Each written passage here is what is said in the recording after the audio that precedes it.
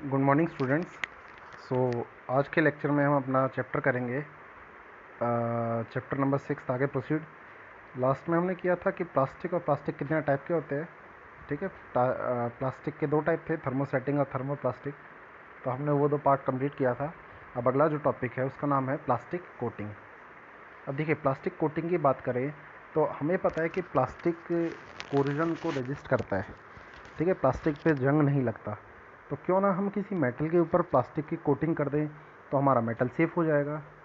तो plastic coating means provide a layer of plastic on the surface of metal in order to protect from corrosion, मतलब corrosion से protect करते हैं। तो लिखना, plastic coating means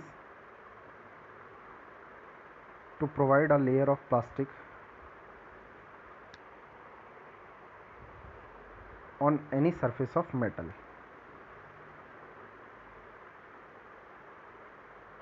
properties of plastic coating. देखिए properties, देखिए क्या क्या प्रॉपर्टी होती है। जब प्लास्टिक कोटिंग कर देंगे तो पहली प्रॉपर्टी है, coating should have good resistance to corrosion. Obvious है, हमने उसे किया ही किस लिए, इसलिए किया ताकि वो कोरोजन को रेजिस्ट करे। नेक्स्ट है, it should have high resistance to abrasion. Abrasion भी मतलब स्क्रैचेस नहीं पड़ते यूजली। ठीक है, स्क्रैचेस लगना बहुत इतना ईजी नहीं होता। Next, it has good adhesive property. ठीक है, एडेसिव प्रॉपर्टी मीन्स उसके साथ अच्छे से चिपके। ऐसा नहीं कि प्लास्टिक लगा और जैसे कि कभी कभी क्या होता है कि पेंट हम यूज़ करते हैं तो वो पेंट मेटल के साथ चिपक नहीं पाता और पेंट उतरना स्टार्ट हो जाता है। वो एडेसिव प्रॉपर्टी अच्छी नहीं है फिर उसकी। तो good adhesive property. Next, it's appearance should be attractive. देखिए, आप जो कोटिंग करते हैं प्लास्टिक कोटिंग, यूजली हम ये ऑटोमोबाइल्स में ज़्यादा करते हैं। ऑटोमोबाइल के ऊपर जैसे हमने टेफ्लॉन कोटिंग करते हैं अपनी बाइक्स पे, गाड़ियों में, ताकि हमारी गाड़ी चमके, ताकि उनके ऊपर रस्ट ना लगे। तो वो जो प्लास्टिक कोटिंग की गई है वो किस लिए है, ताकि उस पर रेजिस्टेंस टू कोरोजन हो, सबसे पहला तो। और जो नेक्स्ट है वो है अट्रैक्टिव भी होना चाहिए, अपीयरेंस हमें ऐसा लगे कि जो हमें अट्रैक्ट करे। ओके, नेक्स्ट लिखना, the method of the method of plastic coating are as follows. देखिए, प्लास्टिक कोटिंग के मेथड तीन है। एक तो है dipping, second electrostatic spraying, third is vacuum coating. तो डिपिंग का सीधा सा मतलब है मेटल लिया और मोल्टन प्लास्टिक के अंदर क्या कर दिया, जस्ट डिप कर दिया। तो इसमें लिखना, this process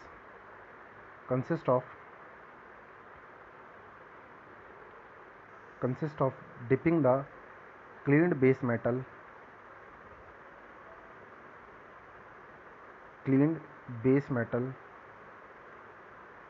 in hot container of dip tank having coating material.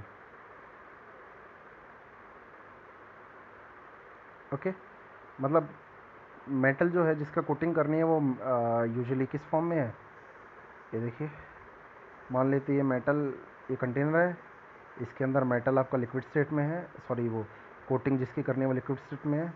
ये हमने मेटल लिया, मेटल को जैसे इसमें डालेंगे और डालने के बाद जब बाहर निकलेगा मेटल, तो उसके ऊपर इसकी कोटिंग हो जाएगी।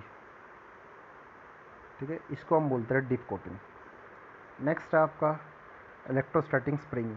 देखिए, जैसे हम स्प्रे करते हैं, आपने स्प्रे पेंट देखे होंगे, यूजुअली उसमें क्या होता है कि एक कंटेनर के अंदर हम स्प्रे रखते हैं या कंटेनर के अंदर हम कंप्रेस करके हम फ्लूइड को रखते हैं और जस्ट हम उसको उसके ऊपर स्प्रे करते हैं। ठीक है, जिस मेटल के ऊपर स्प्रे करना हो हम उस पर स्प्रे करते हैं। यूजुअली जो स्प्रे वाला पार्ट है, इसमें जो मटेरियल है वो पाउडर फॉर्म में कोटिंग बनती है इसकी। ओके, और बेसिकली इसका जो प्रिंसिपल है वो उस फैक्टर पे बेस्ड है कि जो अपोजिट इलेक्ट्रिकल चार्जेस है ना, एक दूसरे को अट्रैक्ट करते हैं। देखिए, यहाँ इलेक्ट्रोस्टैटिक इसलिए बोला गया है क्योंकि आपका इसमें इलेक्ट्रोस्टैटिक फोर्स भी यूज़ किया गया है। जैसे कि आपका एक चार्ज है नेगेटिव, ठीक है, तो उसमें पॉजिटिव चार्ज अपनी तरफ उसे अट्रैक्ट करेगा, तो डिफरेंट कंडीशन वाला जो चार्ज है उसको अपनी तरफ अट्रैक्ट करेगा। इसके अंदर हम यूजुअली एक स्प्रे गन यूज़ करते हैं, उसमें एक इलेक्ट्रोस्टैटिक वोल्टेज पास करवाते हैं। ठीक है, और स्प्रे गन क्या करेगी, अपने अंदर जो भी मेटल होगा वो मेटल की तरफ जाएगा। यूजली हम एक इलेक्ट्रोड बना देते हैं जिससे कि आपका बोल देते हैं कि आपका जो मेटल हो गया वो पॉजिटिव चार्ज क्रिएट हो जाता है, स्प्रे गन नेगेटिव चार्ज, जिसकी वजह से अंदर से जो मेटल है की तरफ जो स्प्रे है, मतलब जो स्प्रे की फॉर्म में हमारा प्लास्टिक है वो मेटल की तरफ अट्रैक्ट हो जाता है। देखिए ये मेटल है, मान लेते स्प्रे गन है, इसके अंदर आपका वो लिक्विड स्प्रे की फॉर्म में होगा, आपका पाउडर फॉर्म में, ठीक है। अब ये मेटल के ऊपर मेटल पॉजिटिव, ये नेगेटिव, जब नेगेटिव पॉजिटिव में अट्रैक्शन होगा तो ये इसकी तरफ, ये जो स्प्रे है ये इसकी तरफ अट्रैक्शन होगा और वो इसके पाउडर फॉर्म में इसकी लेयर पे इकट्ठा हो जाएगा। क्यों? क्योंकि ये नेगेटिव चार्ज था और ये पॉजिटिव चार्ज है, तो अपने आप ही इसके अंदर एक लेयर बना लेता है इस मेटल के ऊपर। इसको हम बोलते हैं इलेक्ट्रोस्टैटिक स्प्रिंग। लिखना, this method based on the principle of electrostatic in which opposite electrical charge attract each other.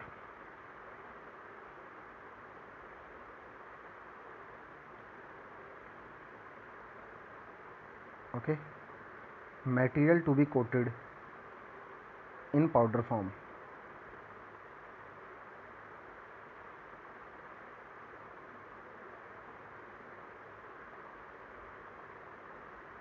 Okay एक लाइन छोड़ के, मतलब अगली लाइन में लिखना, पैराग्राफ चेंज कर लेना। The setup consist of spray gun and a conveyor system. Spray gun atomize the coating material.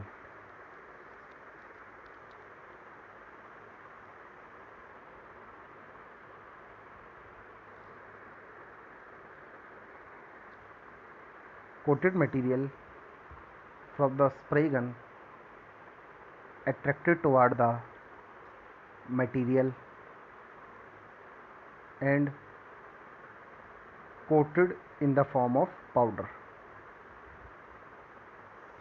Okay तो उसके अंदर से जो आपका कोटेड मटेरियल होगा वो जाएगा और लेयर उसके ऊपर पाउडर की फॉर्म में इकट्ठी हो जाएगी और वो एक लेयर बना लेगी जो हमें मटेरियल को प्रोटेक्ट करेगी। नेक्स्ट है vacuum coating.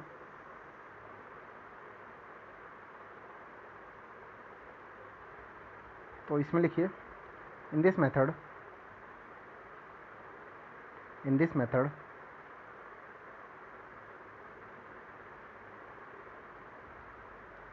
plastic powder is collected in container.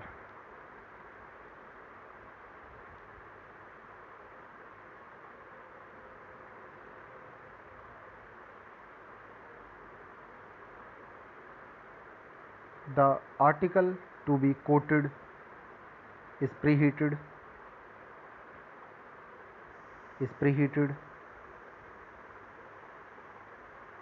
and then article and coating material placed in high vacuum chamber. Article and coated material placed in high vacuum chamber. Due to vacuum, fusion takes place on the surface of metal,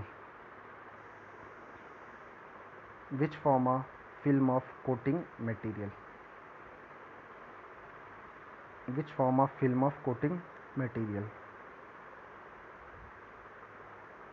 okay basically इसमें हमने क्या किया कि हमने जिस metal की coating करनी थी, ठीक है, इसको हीट कर लिया, पहले प्री हीट कर लिया और हीट करने के बाद इसको इस कंटेनर में डाल दिया यहाँ, ठीक है। इसको कंटेनर में डाला, इसके साथ ही हमने एक पाउडर भी अंदर रख दिया। अब ये वैक्यूम कंटेनर है, अंदर हवा नहीं है बिल्कुल भी, तो वैक्यूम कंटेनर की वजह से ये जो आपका पाउडर होगा ये हीट है तो इसकी तरफ अट्रैक्ट होगा अपने आप और इसके ऊपर एक लेयर बना लेगा और ये जब इसके ऊपर लेयर बना देगा तो आपका ये क्या हो जाएगा, मेटल सेफ। ओके सो इस टाइप की कोटिंग को हम क्या बोलते हैं, वैक्यूम कोटिंग। ओके सो ये था हमारा प्लास्टिक कोटिंग। और प्लास्टिक कोटिंग को करने के हमारे 3 तरीके हैं: वैक्यूम कोटिंग, इलेक्ट्रोस्टैटिक स्प्रेइंग और डिपिंग। नेक्स्ट है फूड ग्रेन प्लास्टिक। देखिए, फूड ग्रेन प्लास्टिक का मतलब है कि जो प्लास्टिक हमारे खाने रखने के काम आए। अब देखिए, हर प्लास्टिक खाना रखने के काम नहीं आता, तो सबसे पहले हमें सिर्फ ये ध्यान रखना है कि किस प्लास्टिक को हम यूज़ कर सकते हैं अपना खाना रखने के लिए। ठीक है, जैसे दाल हो गई, या फिर हमारे नमकीन, या फिर कोई भी ऐसी चीज़ जो खाने के हमारे काम आती है, वो सब हम किसी प्लास्टिक कंटेनर में रख रहे हैं, तो हमें उसके ग्रेड्स के बारे में पता होना चाहिए। क्योंकि हमें पता है कि प्लास्टिक एक टाइम के बाद पॉइजनस गैसेज रिलीज़ करता है। आपको पता होगा कि जो प्लास्टिक्स जो होते हैं हमारे, अगर उनमें गर्म चीज़ें आप डालोगे तो जो गर्म चीज़ है वो एक टाइम के बाद एसिड बनाना स्टार्ट कर देती है, पॉइजनस सब्सटेंस बनाना स्टार्ट कर देती है, जो कि हमारे लिए एक हार्मफुल सब्सटेंस होता है। तो लिखिए इसमें, food grain plastic have standard of purity, have standards, have certain standard of purity. So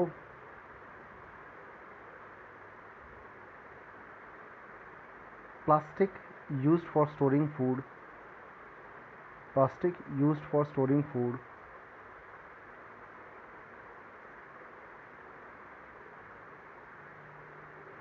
should not release any poisonous gas, and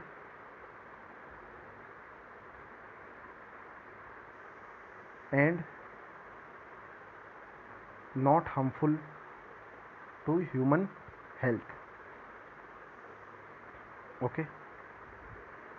food grain plastics, grades of food grain plastic are. तो grades की बात करते हैं तो आपके ना codes है, plastic code 1, plastic code 2, plastic code 3, plastic code 4। तो कुछ कोड्स है। जैसे प्लास्टिक कोड 1 की बात करें, उसको हम बोलते हैं PET। ठीक है, इसको हम प्लास्टिक कोड 1 को PET बोलते हैं। बेसिकली अगर मैं इसकी बात करूं तो ये वो कंटेनर होते हैं जो सिर्फ वन टाइम यूज़ के होते हैं। ऐसा प्लास्टिक जो सिर्फ वन टाइम यूज़ के लिए होता है। और ये इस टाइप के प्लास्टिक को हम किस किस चीज़ के लिए बनाते हैं? Bottle of water, soft drink, soft drink की बॉटल, तेल की बॉटल। तो ये जो बॉटल्स होती है ये सिर्फ एक बार की यूज़ के लिए होती है हमारी। तो लिखना इसमें plastic code 1,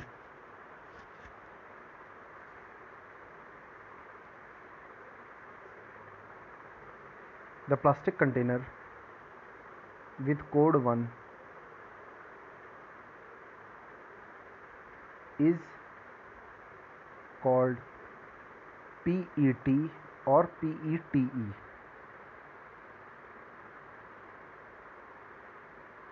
it is meant for one time use. It is meant for one time use, एक बार यूज़ कर सकते हैं इसको। It is use for making bottle for water, oil, soft drink, etcetera. Okay. Next है plastic code 2। इसको हम बोलते हैं HDPE। बेसिकली ये एक हाई डेंसिटी पॉलीइथाइलिन होता है। हाई डेंसिटी में जिसकी डेंसिटी ज़्यादा हो, गाढ़ा प्लास्टिक जो होता है, यूजली ये प्लास्टिक को डिग्रेड होने में सबसे बहुत ज़्यादा टाइम लगता है। ठीक है, ये थिक होते हैं। ठीक है, और ओपेक मीन्स जो ट्रांसपेरेंट ना हो, आर पार जिनके ना देख सके। हम कहाँ यूज़ करते हैं? बेसिकली जो प्लास्टिक हमारे जो डिटर्जेंट के जो बॉक्स होते हैं, शैम्पू के जो बॉटल्स होती है, ठीक है, ये सब इसी प्लास्टिक के बनाई जाती है। और जूस की बॉटल्स होती है वो सब इसकी बनाई जाती है। तो इसमें लिखते हैं हम, this category of plastic made of high density polythene, high density polyethylene, polyethylene. This plastic is thicker and opaque. किससे थिक होते हैं? कोड 1 वाले से। Okay. It is use for making milk, water, juice bottle,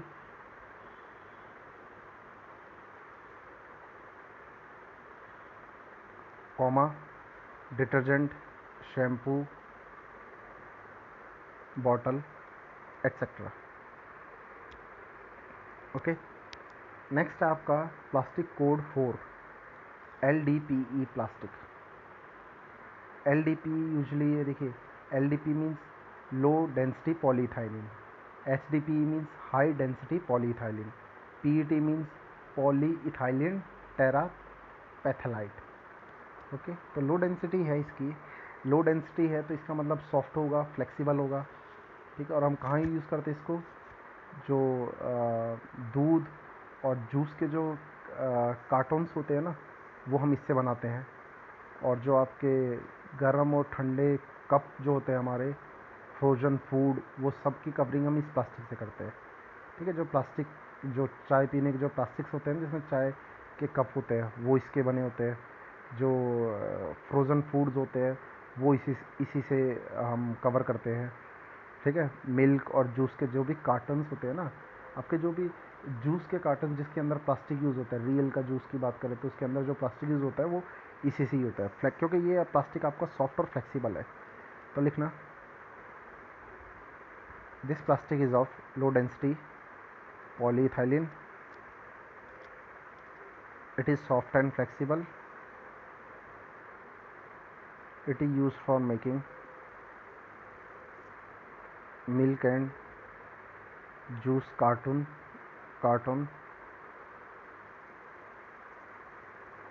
beverage cup,